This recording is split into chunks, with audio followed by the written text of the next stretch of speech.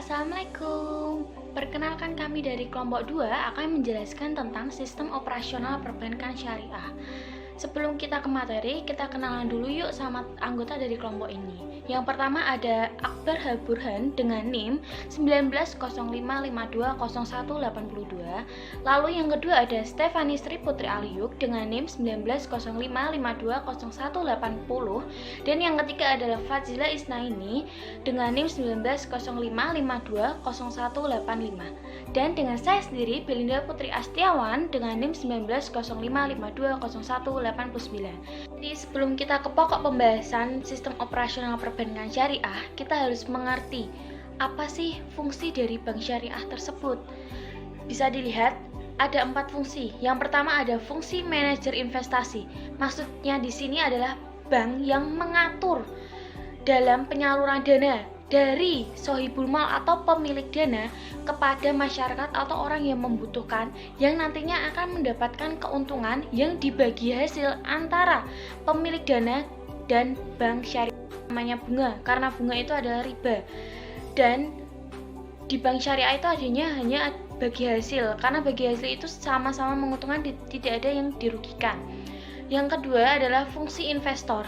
Maksudnya di sini adalah bank juga berfungsi loh sebagai investor atau bisa dikatakan sebagai pemilik dana. Bisa dilihat fungsi yang ketiga adalah fungsi sosial. Bank syariah juga menjalankan fungsi sosial berupa apa? Berupa zakat, infak, sedekah, sedekah, dan instrumen qardul hasan. Yang keempat adalah bank juga berfungsi sebagai jasa keuangan, atau bisa dikatakan bank memberikan jasa seperti gaji, LC, safe deposit box, dan sebagainya. Dan tentunya itu menggunakan syariat atau ketentuan syariat-syariat Islam yang berbeda dengan bank konven ya. Lalu, seperti apa sih sistem operasional perbankan syariah? Sistem operasional perbankan syariah yang pertama dimulai dari penghimpunan dana. Penghimpunan dana ini memiliki dua, yaitu dengan skema investasi dan juga skema titipan. Skema investasi ini adalah di sini ada nasabah atau si pemilik dana yang biasa disebut sohibul mal, dan juga ada bank syariah sebagai pengelola dana atau yang biasa disebut dengan mudorib. Nah, selanjutnya untuk skema titipan di sini bank syariah lah yang berperan sebagai penerima titipan. Kedua, setelah dana diterima tadi, selanjutnya akan disalurkan kepada berbagai pihak seperti mitra investasi, pengelola investasi, pembeli barang, dan penyewa barang atau jasa yang sudah disediakan oleh bank syariah. Nah, pada saat dana disalurkan dalam bentuk investasi, bank syariah berperan sebagai pemilik dana. Pada saat dana disalurkan dalam kegiatan jual beli, bank syariah berperan sebagai penjual, dan pada saat disalurkan dalam kegiatan pengadaan objek sewa, berperan sebagai pemberi sewa.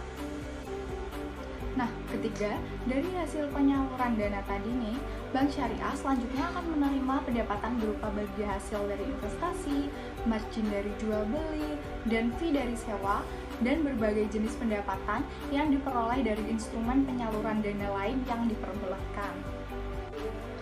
Keempat, pendapatan yang diterima dari kegiatan penyaluran selanjutnya dibagikan kepada nasabah, si pemilik atau penitip dana. Penyaluran dana kepada pemilik dana bersifat wajib sesuai dengan porsi bagi hasil yang sudah disepakati. Adapun penyaluran dana kepada nasabah, penitip dana bersifat sukarela tanpa ditetapkan di muka sebelumnya atau yang biasa disebut dengan bonus. Kelima, selain menghimpun dan juga menyalurkan dana, bank syariah juga memberikan jasa keuangan lain seperti ATM, transfer, letter of credit, dan lain sebagainya. Nah, jasa-jasa tadi tanpa menggunakan dana dari nasabah, maka pendapatan yang diperoleh dari jasa tersebut akan dimiliki sepenuhnya oleh bank syariah tanpa perlu dibagi.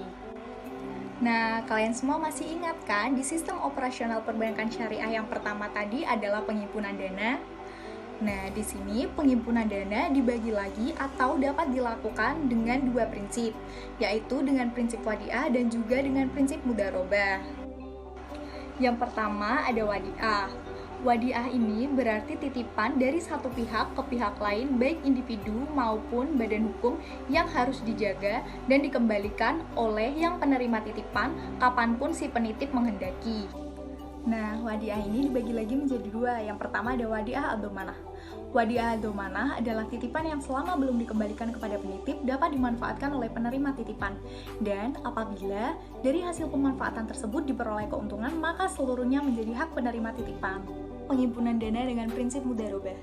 Mudharabah adalah perjanjian atas suatu jenis kerjasama di mana pihak pertama yang menyediakan dana dan pihak kedua yang mengelola atau bertanggung jawab atas usahanya.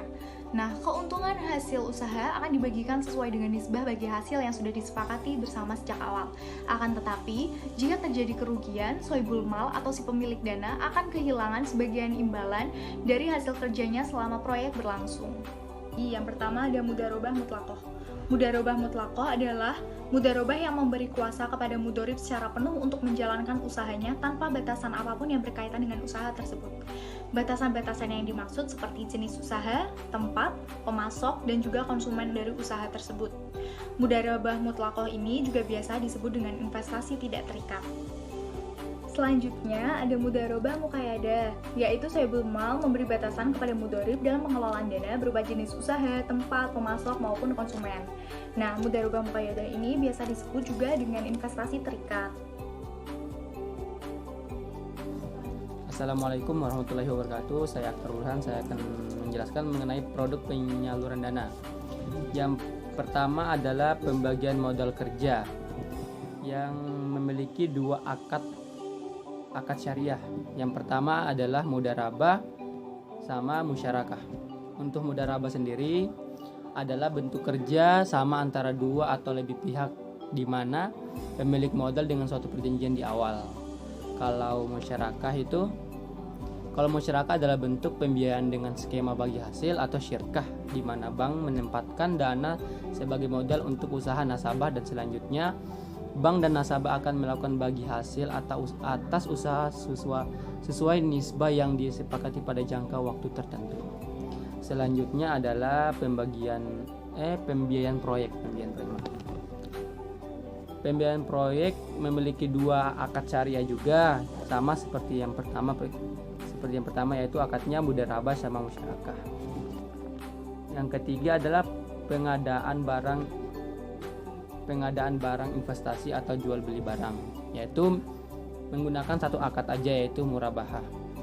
Nah, murabahah ini adalah perjanjian jual beli antara bank dengan nasabah, praktik transaksi yang memungkinkan bagi nasabah untuk menyelesaikan masalah finansial ketika kesulitan membeli sesuatu barang. Yang digunakan adalah akad mudharabah untuk pengadaan barang investasi.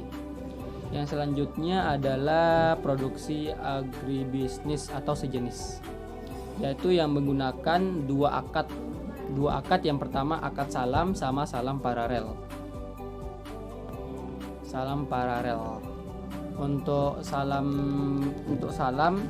Untuk akad salam itu merupakan proses jual beli barang dengan cara pemesanan dengan syarat-syarat tertentu dengan pembayaran dilakukan secara tunai terlebih dahulu yang barangnya diserahkan di kemudian hari.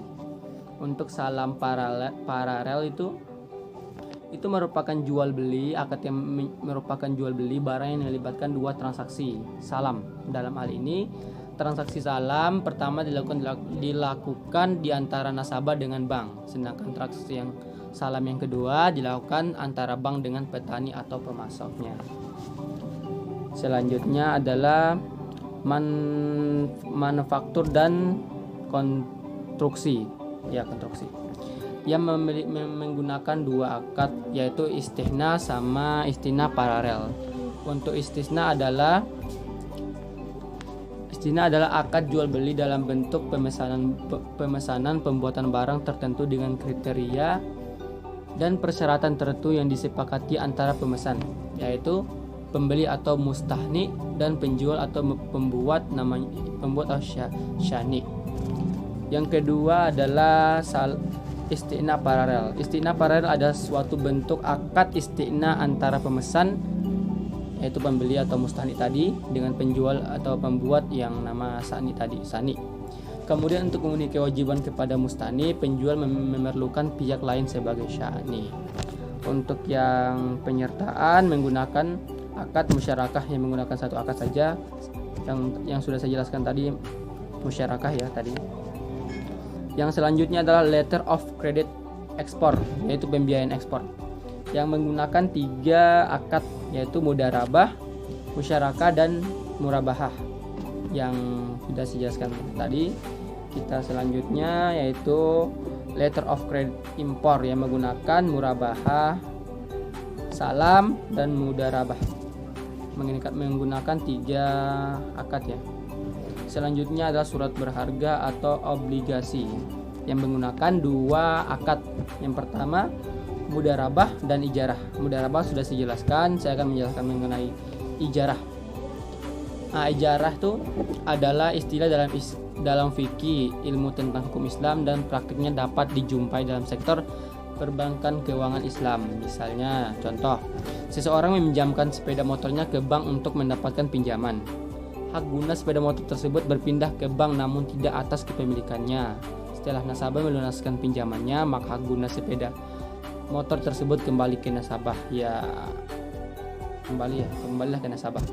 Ya, mungkin itu yang bisa saya sampaikan. Terima kasih. Wassalamualaikum warahmatullahi wabarakatuh. Pada slide berikut ini, saya akan menjelaskan apa saja produk jasa perbankan. Produk jasa perbankan diantaranya ada dana talangan atau haji, menggunakan prinsip card. Prinsip yang satu ini merupakan perjanjian pinjam-meminjam uang atau barang yang dilakukan tanpa ada orientasi keuntungan. Yang kedua ada anjak piutang, menggunakan prinsip hiwalah. Hiwalah merupakan salah satu produk pelayanan jasa perbankan syariah dalam pengalihan utang dari pihak yang berutang. Yang ketiga ada transfer inkasso clearing, menggunakan wakalah. Wakalah merupakan suatu produk jasa perbankan yang dimana nasabah memberikan kuasa terbatas kepada bank untuk mewakili nasabah melakukan pekerjaan jasa tertentu. Yang keempat ada safe deposit box, menggunakan prinsip wadiah ijarah atau sewa.